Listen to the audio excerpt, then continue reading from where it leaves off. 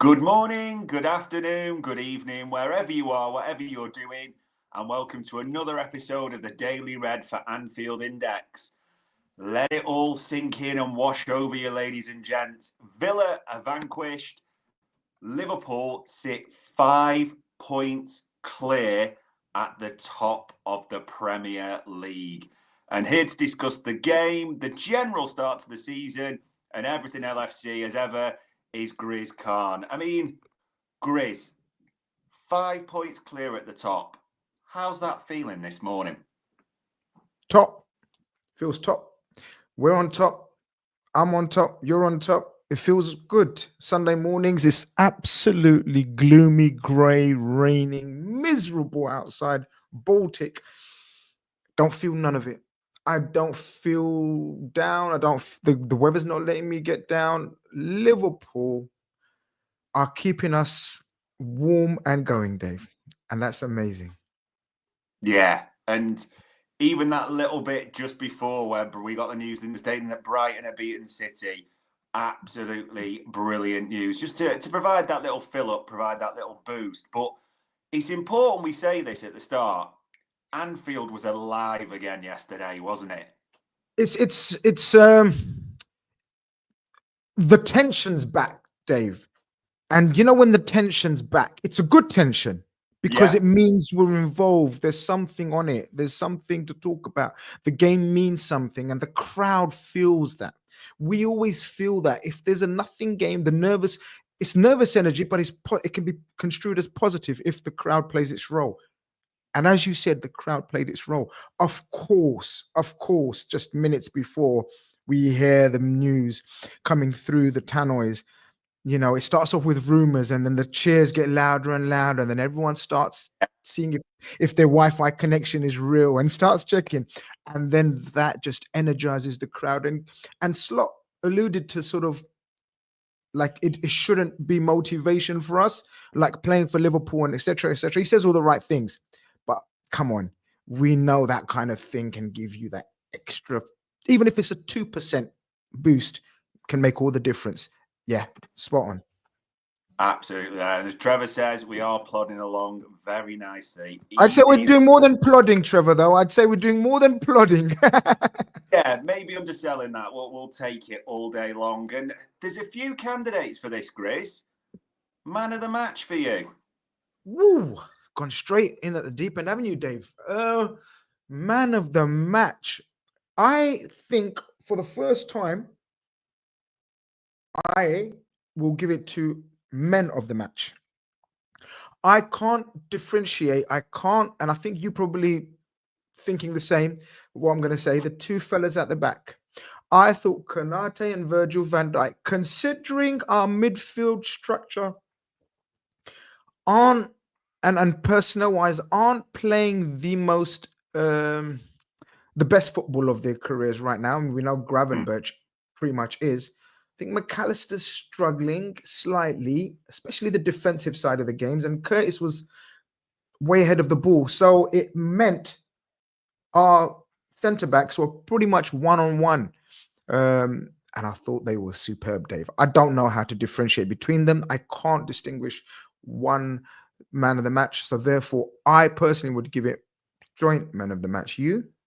Yeah, it almost feels like you'd be doing one down in that regard. You know what I mean? Yeah, absolutely. Trevor agrees there. Konate for him at the same time. And I mean, there's two things with Konate.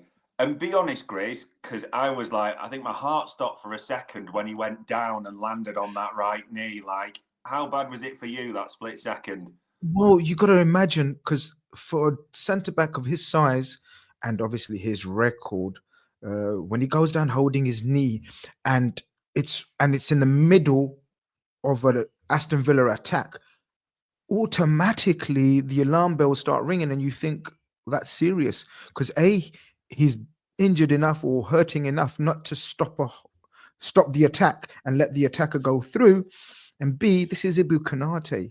It's got history, unfortunately. So it was a very, very nervous time, especially after Trent going off as well.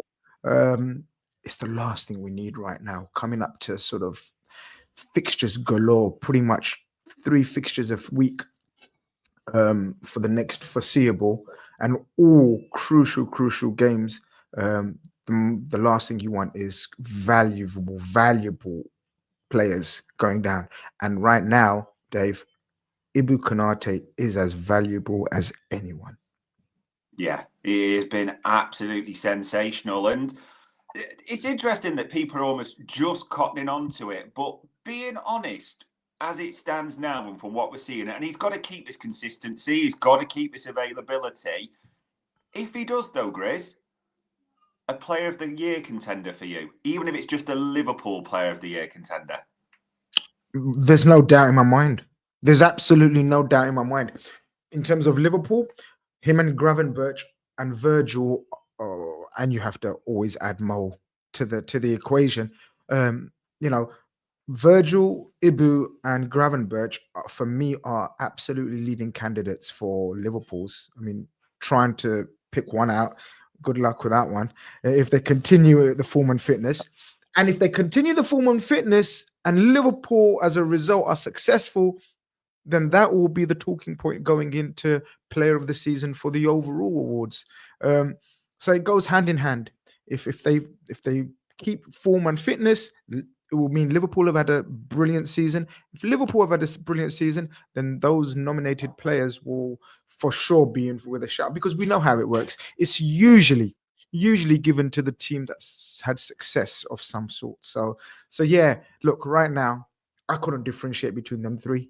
I don't know if you can, because Gravenberch has been sensational, absolute. And again, he was yesterday as well, especially that second half. He was so good, Dave. And Virgil, the comeback, the renaissance has been nothing short of spectacular. Again, yesterday, magnificent, and the leadership qualities to go with it. I don't know. I can't stop talking about them myself at the moment. I don't want to speak. It's almost like I don't want to praise too much of them, because we know how football works. But right now, Dave, it's brilliant viewing. Yeah, absolutely. It almost is a nasty question, because if you almost compare them, it feels like we're almost doing. It's like your kids picking between them a little bit, isn't it? And you're doing them down. So they have all been absolutely brilliant so far. But we've got to talk about this guy, Mo Salah. I mean, 10 goals, 10 assists already, Grizz. Level now with Wayne Rooney, 35 goal and assist games in the Premier League. Just the difference again, isn't he? Words don't do justice to this man, do they? I believe he's closing in on the great, most people's eyes, the greatest Premier League player ever, Thierry Henry's assist record, I believe. Yeah. And I believe he's close to halfway towards beating or matching Kevin De Bruyne's assist record in the Premier League, which is 20. What can you say about this guy that's not being said from Liverpool fans anyway? We know that the disrespect is there from pundits and rival fans alike, but the real ones that know anything about football and sort of from a rational and logical point of view will speak very highly of Mohamed Salah.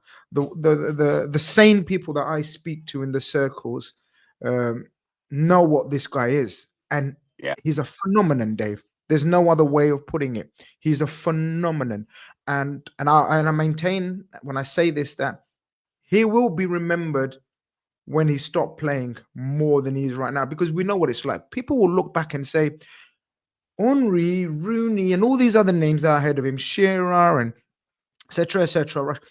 Strikers, number 9s. The whole team was geared for them to score goals. Whereas this guy is a right winger, Dave. And don't let anyone tell you otherwise. You can check out all the heat maps you want, and you will see that the majority of the time spent, the majority of his touches are on the right side of midfield. It's unique what he's doing from right wing. Even the great, the best of all time, Lionel Messi, Started off as a right winger, but ultimately ended up as a striker. Mohamed Salah is still doing all this from right wing, guys. He hasn't changed position. Many suspected he may change position this year. There was a lot of talk about, oh, Slot will use him as a central striker. Why change something that's not broke yet? And Mohamed Salah yesterday proved he's anything but broke. Yeah. Pocket wise and ability wise as well. Everyone knows it. Everyone knows it. And you probably saw the banner on the cop as well, Grizz, about FSG and paying his dough. I mean, he just, every game we watch, I wouldn't even call it a reminder. It's almost a demand that this guy needs to be signed up and fast, doesn't he?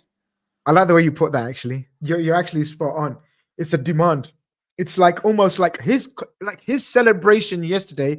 I don't know how you read it. I read it like, well, I'm Mohamed Salah. The same celebration was last year, and he's done it before as well. And it's like, what are you waiting for? Like he looked at everyone, arms stretched out. What are you waiting for? What do you want from me? What do you want from anyone else? Who's going to give you the output that I'm giving you? I'm at your club. I love being at your club. I want to stay at your club. It's my club. Just pay me what I'm worth, and we're all good to go. You're right. It's a demand, but a polite demand, and a demand coming from a place of fondness for the club. It's not a demand coming from a place that, well, if you don't pay me, I'll go there. He hasn't mentioned, he's got no intention of going elsewhere. It's just give me what I'm worth in this current state, in this current market, in this current economic, footballing, financing world.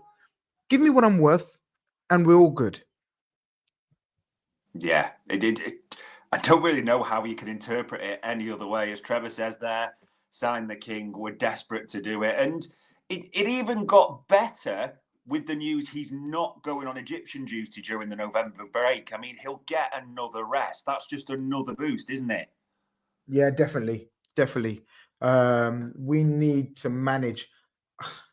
I wish Virgil wasn't so brilliant for his national team as well, made captain, and he's got his renewed vigor almost to play for his Dutch team, regardless of friendly or not friendly. Have you noticed that as well? So I wish Virgil had a bit of a falling out with a coach or something where he'd have a rest. Mohamed Salah definitely needs managing.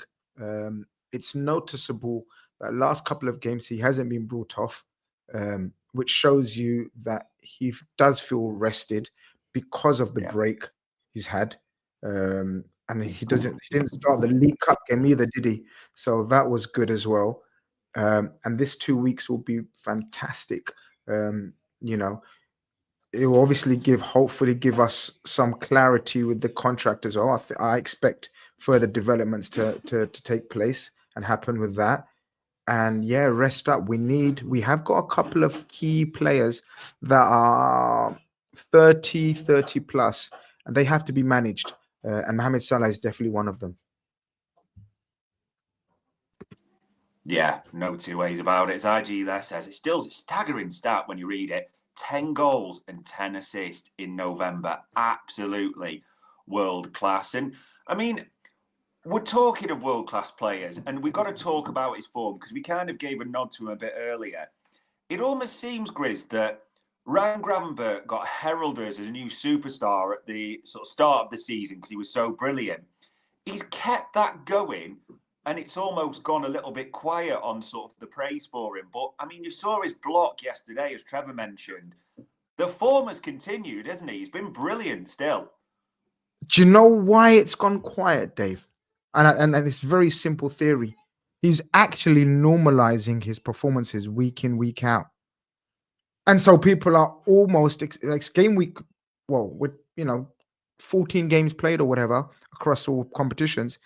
And that's why it's going quiet, because people are thinking we can't just keep saying the same thing every week. Let's just accept him for what he is, which is a brilliant young player playing in a relatively new role. And he's doing amazing so far. Again, like you said, or was it before we went live, about if anyone predicted this situation, they're absolute lying. Well, if anyone thought he was going to be Patrick Vieira reincarnated in that holding midfield role, they also being lying to us or to themselves as well. I, for one, didn't think he had the defensive instincts or the aggression to play this role. How he has humbled so many of us. I always knew he had the talent technically and moving forward and the touch and the way he beats the press and everything else. But I thought he lacked aggression. I thought he lacked defensive nous, as they call it. I don't know if there's an actual word. Is there actual word defensive nous? I don't know if there's an actual Oxford dictionary. We'll take But it. We'll take we'll take it. Though. We'll take it. He's shown us all that, Dave. I love his aggression. I love his reading in defensive situations and positions.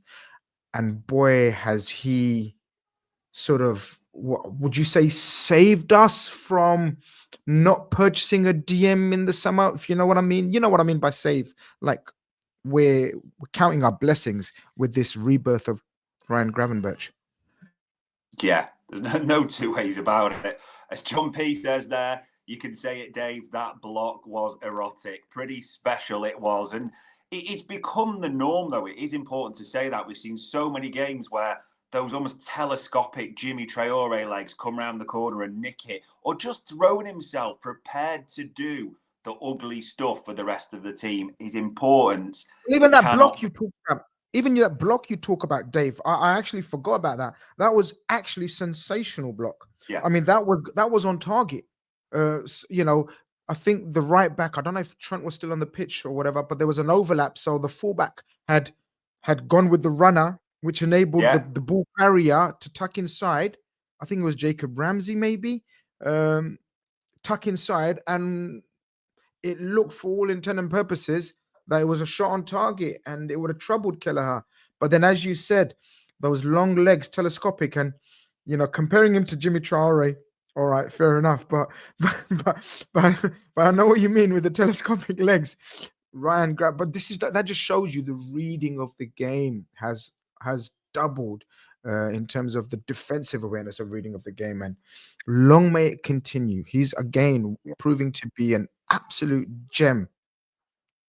Yeah, absolutely. And could, if it carries on, save us an absolute fortune there. And this player that we'll talk about, if I almost think with Darwin Nunez, if someone said to me, show me the full range of Darwin Nunez, you'd play yesterday because you'd see a brilliant goal and then you'd see the one-on-one shank, let's call it Grizz, and the missed header, but you'd see the hard work. We got the full Nunez portfolio yesterday, didn't we?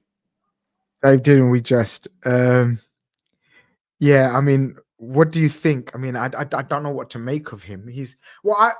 We're forever going to be having these conversations, and I think he's the player, and I've come to terms with it. I think he's a player, whether it's at Liverpool or whether it's at another club, he's going to be like this forever, Dave. He's going to divide opinions. He's going to be hit and miss. When he's hot, he's going to be sizzling hot. Or when he's cold, he's going to be quite frustrating and irritating. He should have scored a hat-trick. Let's not beat around the bush. The first goal, a brilliant finish, because again, when the ball falls at his feet, he takes it wide and you think, oh gosh, he's taking it too wide because Martinez has had time to cover that side and Martinez will now block it. Just when you think that, he actually manages to lift it over him and it's a stunning finish. And then he goes on, Dave, to miss two of them at the very highest level. Food and drink type chances. He's clean through, Dave.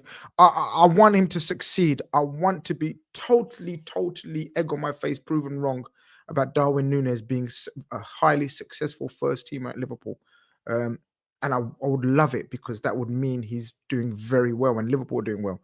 But that's a guilty chance, Dave. The world's best strikers finish that. And the header. Brilliant play. His movement is fantastic, which is the frustrating part. His movement and his natural ability to find space for a big guy is excellent. So he spins off his defender and manages to get that header and put it way off target. I don't know what to say about him. That's what he's going to do. And that's what he's going to do for the rest of his career, I think. He's going to score you the spectacular. And then if he's got time, he's going to miss the obvious ones. Yeah, I can't disagree with any of that. And yet, I can still see the love for him from his teammates just because of his work rate, the defensive covering, and all round. And it probably won't just ever. I think people say it's going to click for Nunez. I just think this is what he is, and we'll have to ride that wave at Yeah, I mean, times. But I've never understood that. How old is he now? He's 24, I think 24, 25 now, isn't it? Yeah, 25, 25. 25. Like, how does it click for someone? I've heard that phrase and I get it, and I've used it myself probably at some stage.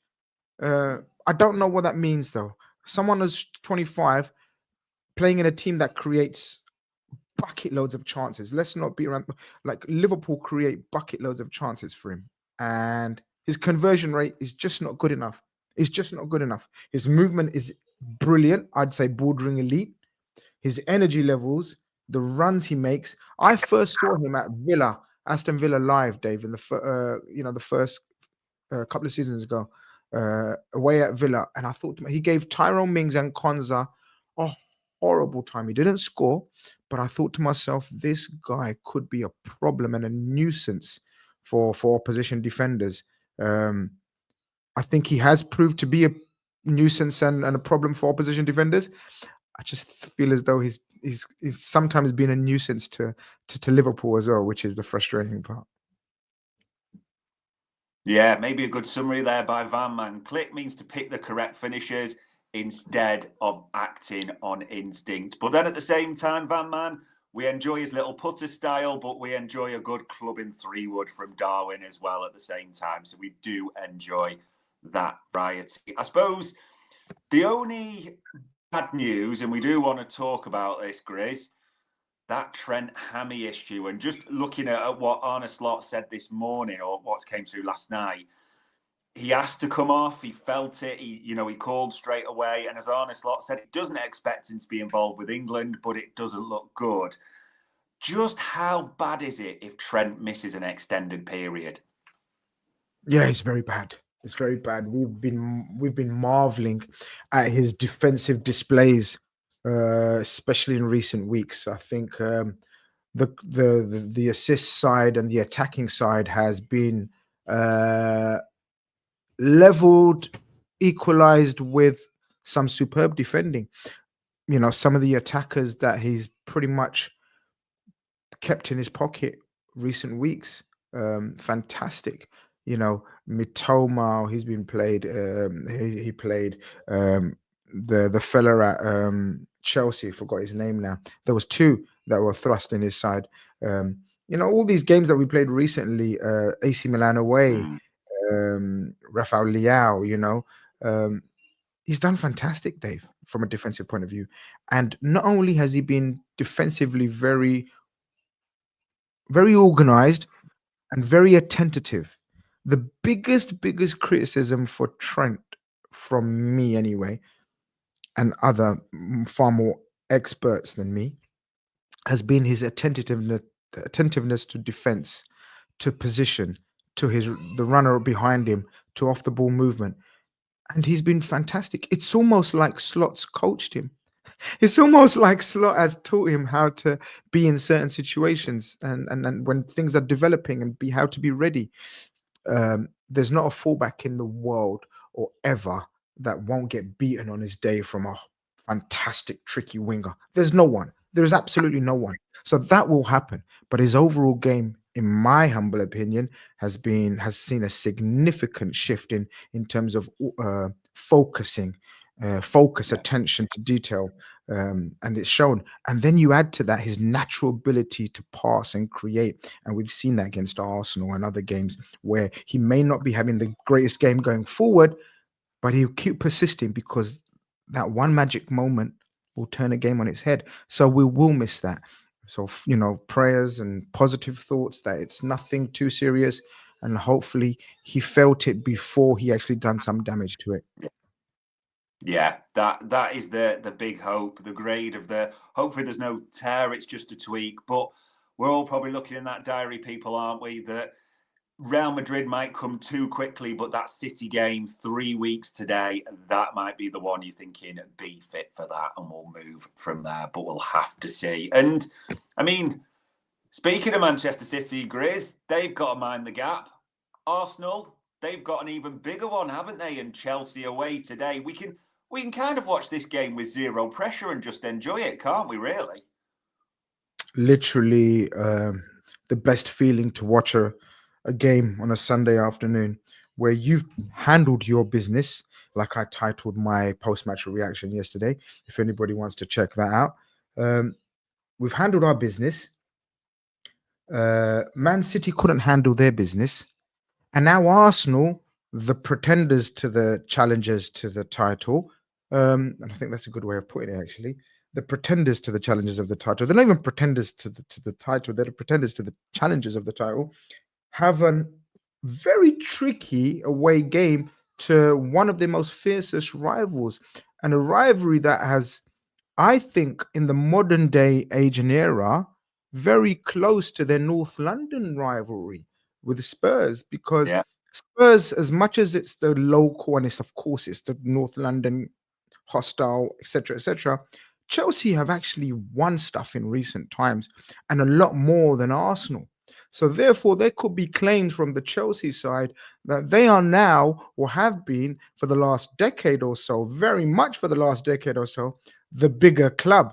So I think this is fantastically poised. And like you said, Dave, after us yesterday, we can just put our feet up, cup of tea or the choice of beverage, and enjoy our Sunday afternoon. Yeah, a 6-all goal fest with a number of red cards will probably be quite a splendid finish to the weekend. But we're just being greedy. Anything that comes off this, we'll have to see. But yeah, if you are an Arsenal fan or City fan viewing, as Transpennine Express, as Avante West Coast, as Virgin Trains will tell you, mind the gap, ladies and gentlemen. So there we go. And this one, as it comes into an international break, and I hate saying those words, Grizz, but we've got to say them. Is there a little bit of hopefulness? And the reason I say this is, before we were saying if we can just get through these sequence of fixtures, there'll be Jota to come back. Chiesa, Arne Slot talked to embargo. They hope to have him back, hopefully fully up and running. I know he's been hokey-cokey in training after the international break. Maybe a positive update on maybe even Harvey Elliott. Is there that hope still? Yeah, look, especially in this, as I said, the fixture list that's coming up, you'd like to think that he has his full squad available, because we've seen that he's very proactive in making changes. He's very, he's proactive. He's not like Klopp, who would, what's the word that I want to use for Klopp when it came to in-game management? I don't know. Klopp was hesitant to make changes. You know, he'd kind of trust his players to fix the problem, whereas Slot trusts himself, it seems, to fix the problem through his changes. And how many times has he changed formation, players' roles in game, Dave? We've seen it, and it's a thing to behold right now. My only caution with the returning players would be they've all got history of breaking down. So even though we want them back ASAP, I think, Dave, it's a time to really make sure they're ready to come back. I think we have been. I think there has been situations and occasions in recent times where we've rushed players back, probably because of needs, and we've been in so many trophies and we rush them back. We've been eager. I have a feeling we won't rush anyone back this time. I have a feeling this new backup team, in terms of the medical side of things, will be more cautious. We'll have had a look at all their track records and the previous medical team's track records in terms of these type scenarios. I think we'll be cautious, and I'm very happy with that. For example, Allison. I said at the time, the biggest compliment I can play to Kevin Kelleher is, I don't think I miss Allison when he's not there. And that's a huge, huge compliment to Kelleher. And yesterday again, Dave, he only had about 3 saves to make, but they were all crucial, and his powers of concentration are immense. Um, Elliot's the one that I'm kind of eager to get back to see where he slots in. Um, I'm a bit intrigued because in preseason in the US, I was privileged to watch him up close at a couple of preseason friendlies, and Jurgen Klopp very clearly played him in the 10. Like Yeah. literally, he didn't play him wide right or wide left or anything. He played him in the 10. So that's why I'm interesting to see where he plays him, because at the moment it's either Sabozalai or the case as yesterday was, would you say, a mixture of Jones and McAllister? No one in per Yeah. se. It was a kind of combination taking turns. So I think Elliott's position when he comes back, and hopefully, God willing, he's back next week or after the international break. It's interesting to see his position.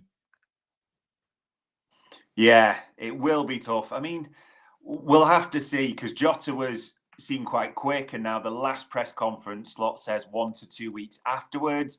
Chiesa, there's a danger in setting too much stock on an exact date for Chiesa for obvious reasons. Alisson, a little bit the same with that recurring hamstring injury. But like you said, Harvey Elliott could be a real fifth midfielder, as it were. We need that other option. So, yeah, the quicker we get them back, all the better. And I suppose the almost moving ahead, the international break, Grizz. What I would like from the international break is FIFA to burn down and just cancel internationals. That would be my dream scenario. What is your biggest hope for this international break?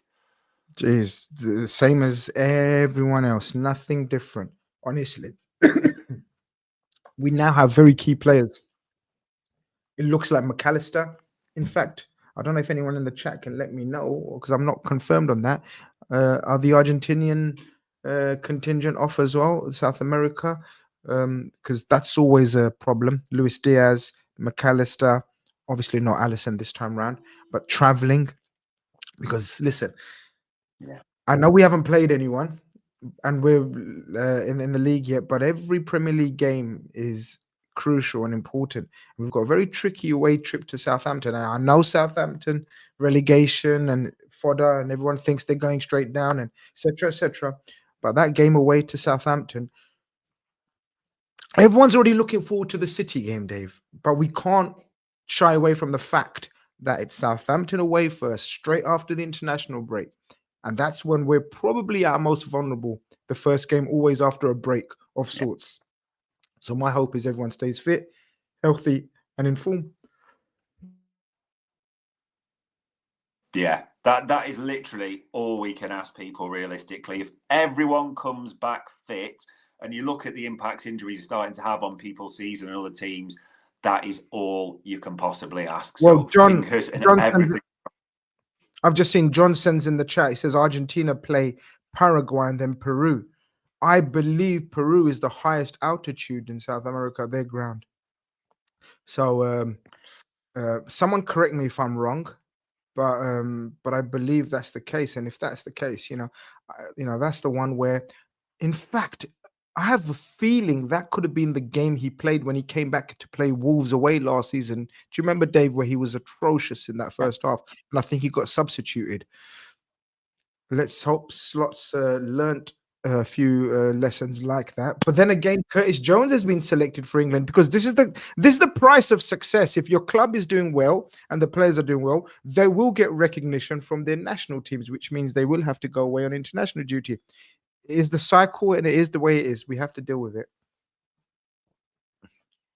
Yeah, so sometimes they call it the price of success, isn't it? It is that simple. So fingers crossed and everything for the end of the international break. And I suppose the final one, Grizz, the final point, as you said, we are jumping ahead a bit, but that run when we come back, Southampton away, we can't just go, oh, that's the easy one. It'll still be a tough Premier League game back after the international break.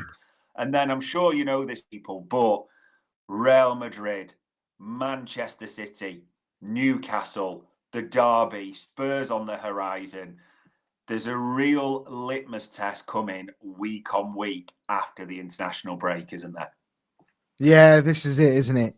But look, and as I said to you before we went live, it's good tension, it's jeopardy. It means we're relevant. It means we have relevancy in the title race or in the Champions League or in the League Cup, whatever competition, whatever game we're playing. Every game week, there's jeopardy, there's tension, there's nervousness. But again, we take that, right, Dave? We want that every week. Yeah. We don't want games that have no relevancy or we're just battling for fifth, sixth, or fourth or whatever. So long may it continue. Every week may carry on being a cup final until the end of the season, which will have mean that we had an amazing season. I want cup finals every week, Dave. Bring it on. A bit of echo there. Bring it on. I want a cup final every single week. And look, long may it continue. At the moment, we've done amazing, and I know everyone is, or some sections can get excited, and that's absolutely fine. If you want to get excited, it's absolutely, everyone's allowed to or entitled to support how they want. But I would just be a bit cautious, as I said, until the next 4 or 5 fixtures in the league are done with, because there probably are harder set of fixtures until the very last 3 or 4. Don't want everyone to start looking at the last 3, 4 right now, because if you're in the chat, smash the like button first and foremost. There's over 120 of you guys in here. That's the first thing. But our next 4 or 5 fixtures are very, very tricky, and quite a few of them are away from, apart from City at home. We need to focus on the next 4 or 5, get as many players fit and healthy and in form going, and then we can sort of assess it at the end of December. Because and it's a huge, massive if, I know and I understand, but if come end of December we are where we are now, the conversations may be a little bit different. Yeah, there will be excitement and plenty of Christmas cheer. And there we go, ladies and gents. We head into the international break. Just in case you missed it, 5 points clear at the top of the league. So all it really leaves me to say, as ever, is Grizz, for the time, for the insight and the commentary. Much appreciated, pal. Pleasure, mate. Always a pleasure. And good stuff. And ladies and gents, that was another Daily Red for Anfield Index.